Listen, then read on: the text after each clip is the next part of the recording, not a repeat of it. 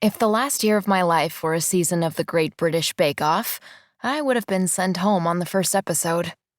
My performance in the signature challenge would have left the judges shaking their heads, my technical bake would have ended up raw in the middle, and my showstopper would have collapsed in a heap of gingerbread and shame. So when New Year's Eve of my very bad year rolls around, all I want to do is sit on the couch with a bowl of buttercream icing in my lap and an episode of The Golden Girls on TV. But my best friend, Kazumi, has other plans. "Come on, Sadie, it will be fun." I peer at Kazumi from beneath the ball cap I've been wearing because I haven't washed my hair in 3 days.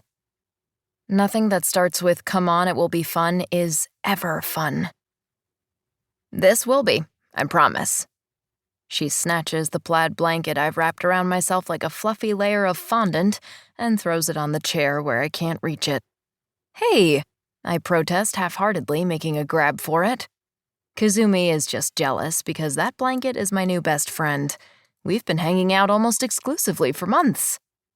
We were going to paint each other's nails and have a pillow fight later. Kazumi plops down on the other end of the couch. My friend Devin rented an empty warehouse that he's turning into a giant New Year's Eve carnival. Picture acrobats hanging from the ceiling, magicians sawing people in half, and cotton candy cocktails. It will be epic. You lost me at carnival. You know how I feel about clowns. I open my phone to find an email about another pastry chef job that went to someone who isn't me, and my shoulders droop. My New Year's plans include sitting on this couch and reading my rejection letters. I click over to Instagram, the only thing that can make me feel worse. If I'm feeling really festive, I might creep on Alex's social media to obsess over the new woman he's dating.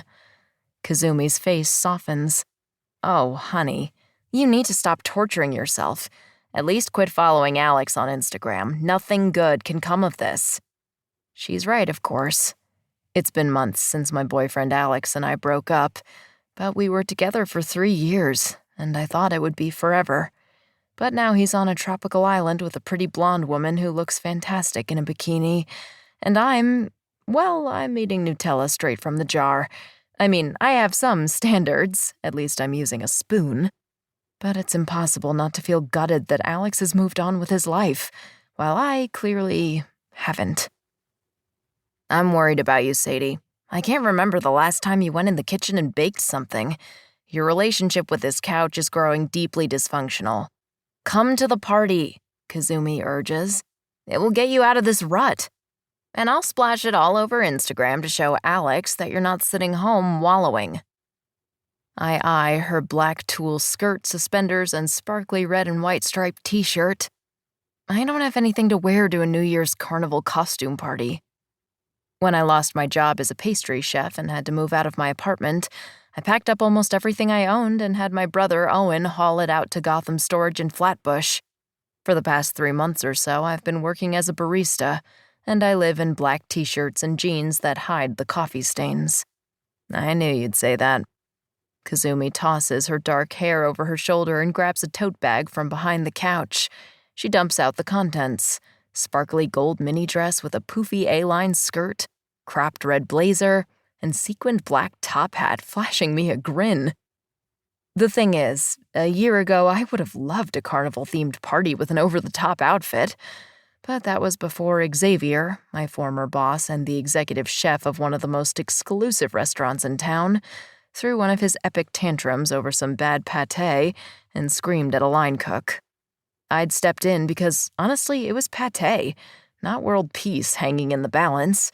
If the pâté had been an isolated incident, I might have kept my job, but I had a history of refusing to stand down for bad behavior, and the pâté was the excuse Xavier needed to finally get rid of me.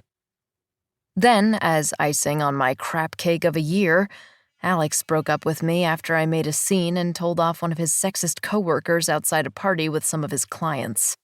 It wasn't the first time I'd done it, and for Alex it was the last straw. He couldn't have a girlfriend who was hurting his career prospects.